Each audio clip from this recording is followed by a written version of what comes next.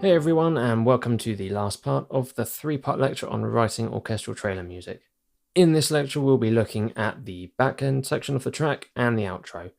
As before, we'll be playing from the beginning, and then we'll look at each section of the back-end.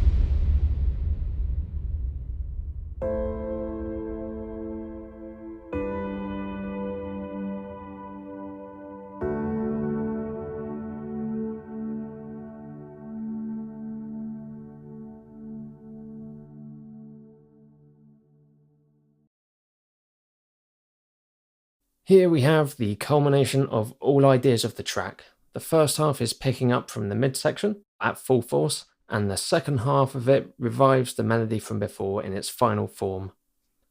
The way I'm imagining this on a trailer is that the first half will be the intense moments of the story being shown with a little dialogue, and the second half being a montage of action sequences.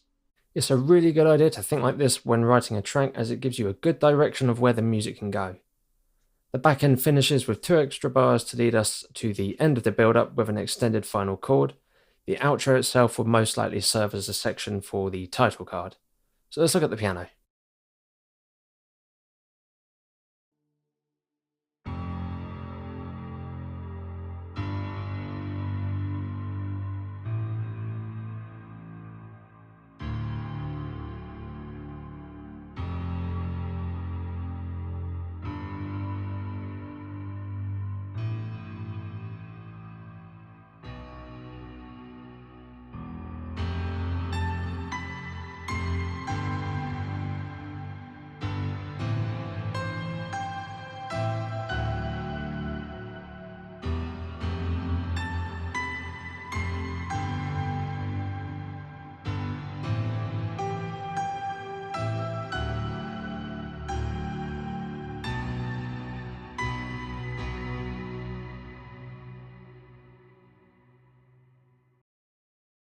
You'll probably notice a difference in sound with this piano, and that's because I had 2 pianos for this track. One with a full-bodied warm sound for the more intimate moments, like in the intro and the outro, and this new one just adds some more aggression and excitement to the back-end mix, especially in the lower registers. It starts off with bass notes, and then during the second half, the chords come back in with a more interesting rhythm rather than just having a chord once every 2 bars. Additionally, it doubles the melody. It doesn't matter that it doesn't sound the same here because it's not standing out as a lead instrument, but like with the mid section, it takes on a role as part of the accompaniment. The only difference being that the sound has to match the emotion of the music. If, however, I'd picked the original piano, it might come across a little bit more muddy. So really, this is a good reason to have multiple pianos, and it's actually no different to having a full string section on shorts and another full string section on longs. Let's check out the strings.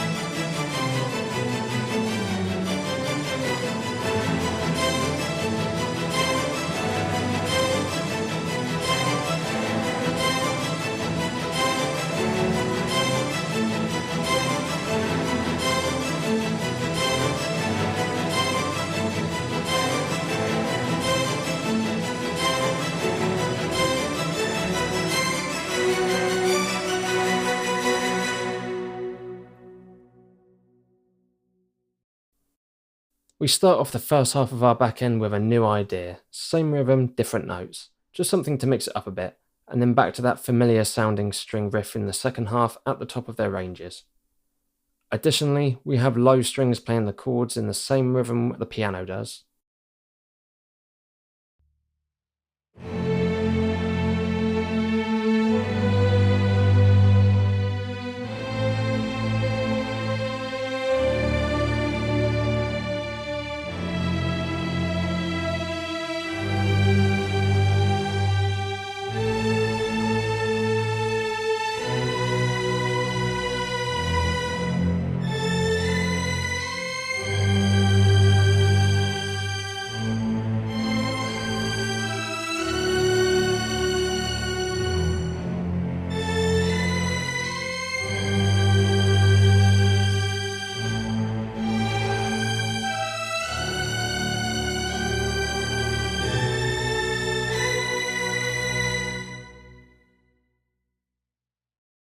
With our long strings, we hear the low strings again playing the bass notes of the chords, and the high strings playing a rising motif but within the correct notes of the chords. This melodic rise serves as a good build-up to the second half of the back end section where they perform the melody in the upper ranges, and then they finish off with another similar rising passage to the end of the back end. As with most types of trailer music that use orchestra, strings are a great choice to make for melody playing at this point in your track because they can play up high without sounding really piercing, and remember, they're most powerful when they're played in octaves. Playing chords at this high point in the music is a technique that's more tailored towards hybrid music. Let's check out the brass.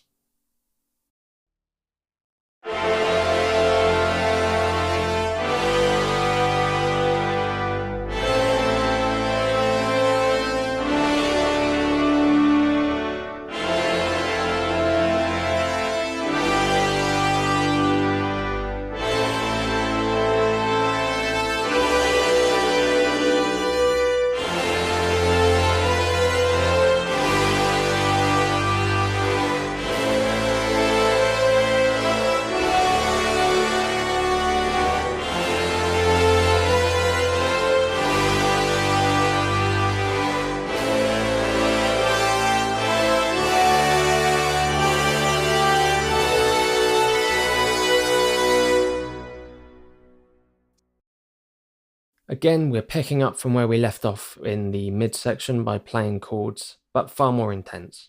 I'm not going into the voicing because we've already covered it in previous lectures, so as you're looking through this, try and think about where each instrument group might sound its most powerful, or where it might be most useful. Much like the long strings, the brass are playing chords by rising melodically. In the second half of the back end, trumpets and horns take over the melody, and they also join in the rest of the brass with the chordal harmonies. Low brass, like the low strings, take care of the bass notes of each chord. With the wind, same as the midsection, they're doubling what the strings are doing, shorts and melody.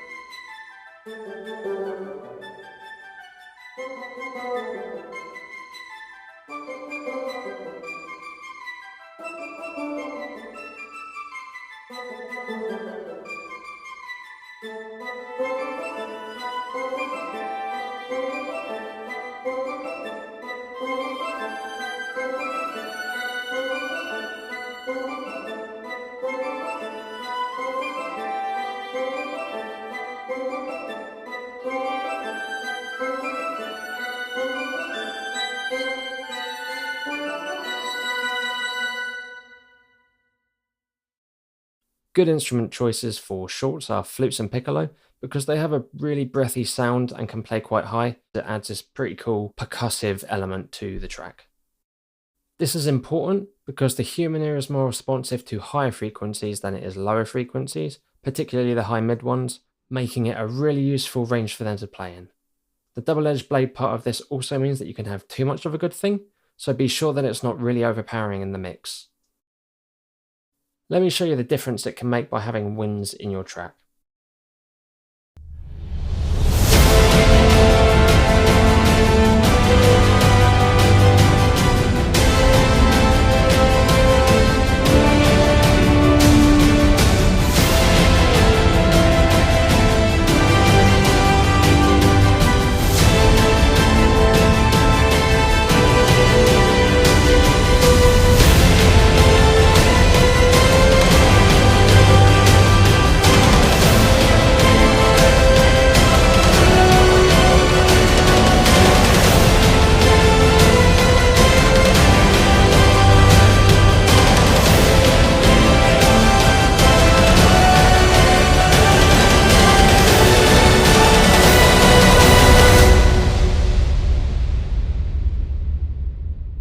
It's subtle, but it's definitely noticeable. Let's move on to the percussion next.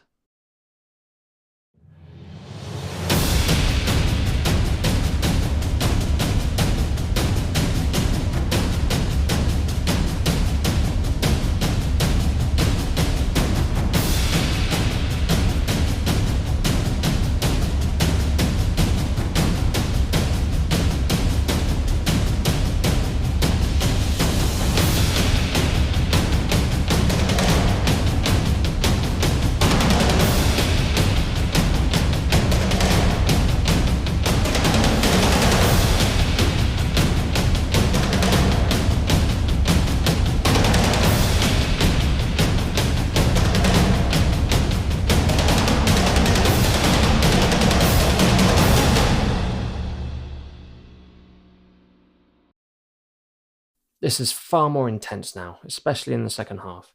The percussion is here not only to provide rhythm, but to enforce the strong beats of each bar, which are beats 1, 3, and 5. On top of this frame drum rhythm, we have the cymbal swell, and now also piatti and gongs. When we get to the second half of the back end, we add an additional layer of percussion from damage, which increases the intensity of the track dramatically. These are great for giving the percussion a really sharp attack with lots of space. Let's check out the hits and the effects together.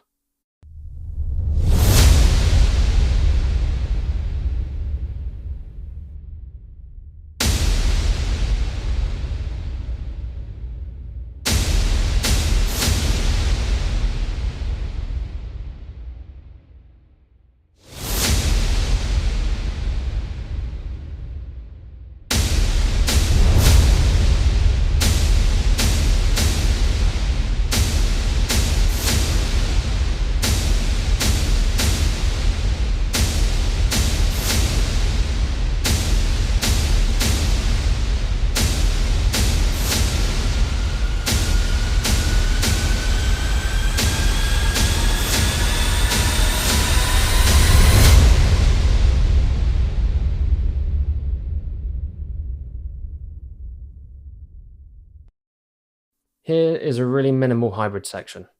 The effects is the same as the mid section, this time with a noise eraser on the end.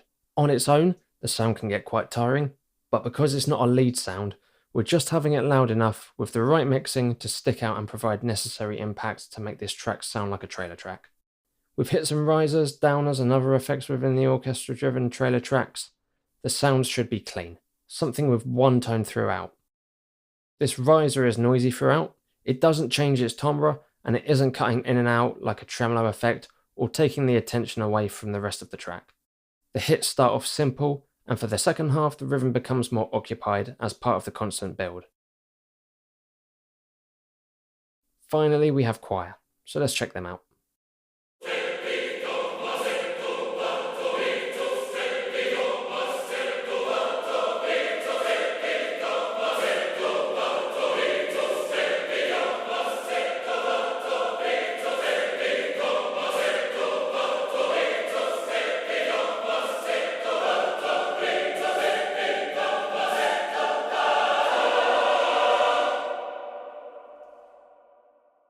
Now there's a few ways you can write for your choir. Two main common ways, one of which is where they're singing short staccatos like this, or you could have them singing sustained chords and melody. Or you could have both. For this track, I've decided that they sound best by doubling the rhythm of the percussion, remember on beats 1, 3 and 5, but also on 7. In addition to this, they also help with the chords. As I mentioned in a previous lecture on writing for choir, choir are a really powerful force in any arrangement, which is why I usually introduce them in the later stages of a track. And now we have the outro, which is played by just the piano.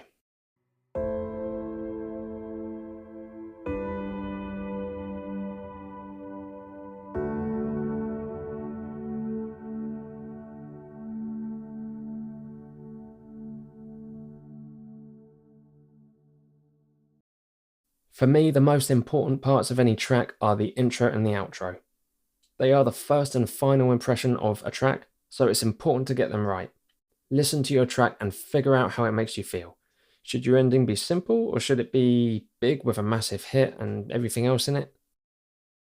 In this case, as you can probably tell, I've gone for the simple route, a 3-chord variation on the original chord progression. And this for me is enough.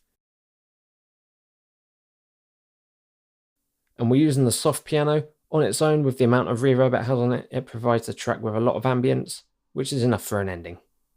So with all that in mind, let's listen to the back end one last time, and then we'll conclude this lecture.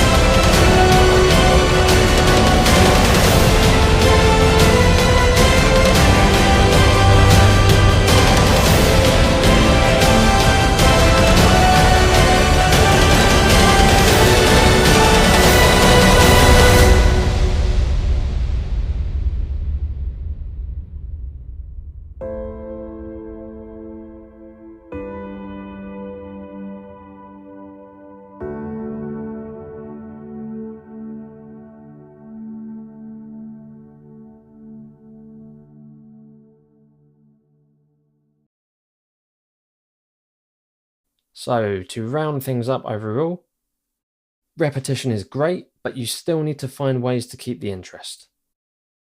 This is an orchestral track, so there are lots of ways to build up. For example, chords, dynamics, and building outwards both ways through the respective ranges of each instrument.